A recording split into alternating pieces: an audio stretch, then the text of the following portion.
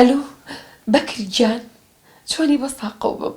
ئاسیا گیان چۆنی بە ساقەوە بم؟ بە قوربانە من بەکر گیان وەڵڵا من باش نیم. ئەی تۆ چۆنی؟ بۆ بەخوا مەڭە و بیرەکەم ئاسیا گیان خەریکە سوێمە بێتەوە. بەخوا بەکر منیش وام بیری ماڵەکەمەکەم بیری تۆکەم بیری قسە خۆشەکان دەکەم. ئەی کە پەشیمانم بە قسەی تۆم نەکرد بەکر. ئەیچی بۆ عوسمان ڕازی نەبوو بێیتەوە؟ نەبەخوا ڕازی نابێ بزانە تۆ چی کرد بەکر ها؟ ڕازی نابێ بە هیچ شێوەیەک ماڵی منیشی وێران کرد. من چی بکەم کاکە گیانەمی خەتە ئەو قەنەهارە پیسە بوو من چوزانم وەختی خۆی ئەخلاقی زۆر باش بوو چوزانم ئەم ئەخلاقی هەیە دزیەکە. ئەخر خۆ ئەوە باشە تۆ ببوونەی قەندەهارە چییە بەوەی ئەوە منیشی بە پەنگا ها ئەمە چی بوو تۆ کردێ؟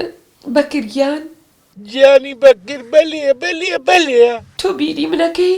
ئەرە بۆ خوا ئاسیا خەریکە سوێمە بێت و گورە بیری هەموو شتەکان دەکەم بیری دەم و چاوەکەم بیری ئەو قژە زەردە دەکەم خاو گورە بیری ئەو قەو باڵایەکەم ئەڵێ بتڵەخازی عەفو چی؟ بتڵەخازی چی؟ عەفو ئاسیا گیان مەتر و هەشتایەڵێ سوورەت ناری بە ساقەو بم زۆرە بیرەکەم. بە ساقەو بم بەکر گیان هەر قسە خۆشەکانێ ماوە زۆر بیر دەکەم زۆر.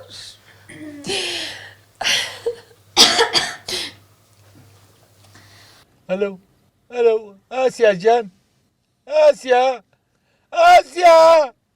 دەخرێەوە. بەکر بەلێ پوراسە بڕۆ بۆ لە بەساقم بێ چیتانەوێت چیتانەوێت لەگەڵ بەکر قسەتە کرد؟ چی بوو بەکە پێشتەکە میسی وتەکە بەکر بەسڕا بێرن خوا ئەوەت خۆشوێت بەخوا بۆ ئێوە ماڵی خۆمە وێران کرد.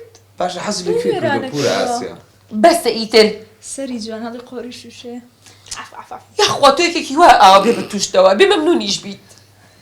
ئەوە ڕازگۆ باشە پوراسە بە تۆڕابی قسەی خۆشی بۆ کردن. باسی چی بووە کردی خاڵم بەکر؟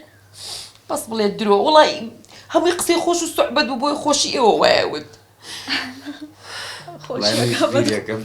دەمێکە قسەی خۆشی هەفتاکانی بۆمان باس نەکردووە.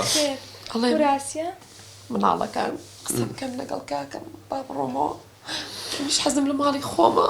وڵی بیری ماڵەکەکەم بیری بەکرەکەم بیری قسە خۆشەکانیەکەم. ماڵ هەر ماڵە خاڵە بەکریش دروستێ بێتەوە ئەو نادانێکی تر سەیری کاکەم هاتە وسبە. السلام عليكم. عليك السلام ورحمة الله. ئەچیە؟ والله كومبانيايك ليا مالي ئاوێ ئەرزاقی تەوزیع کرد بەسەر فەقیر و هەژارە ئێتر باش بۆی کیلوێشم بەرکەوە. ئای دنیا وای لات کۆمپانیا خێرمان پێ بکە. باشە باڵکە بۆ وەرەگرت.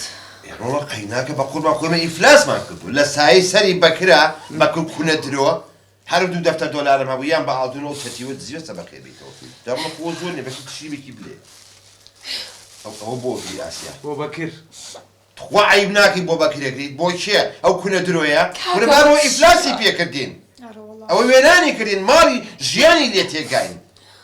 والله ئاسیا بە قسەی برای خۆ دەگەی فرسەتە شوێکی تەڕی لێ بکەرەوە. وەڵا کاکە تۆ زۆر بۆ پەیاکردنەوەی منە تازە کێ منیەوێ؟ ئەخ بەشوو نەکەیتەوە بە یەکێکی درۆزن دانەیەکی ڕازگۆڕ ڕێک و پێک ئاوا با تۆزە عەزەڵات و تووشی هەبێت.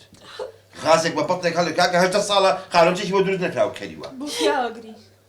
کاکە وانی بەخۆ بەکرد زۆر کوڕی چاکە ئەوە چەند ساڵە لەگەڵتانە. باسی بەکر بکەیت ئەزانێکی خوازانە چیتان پێکەم ئەمبەرتان نەمێنێت. چەنە لوشکە لوش بۆ بەکرەگری بەکر تەڕەماش. گوناحی شەبێ نەکەوێت.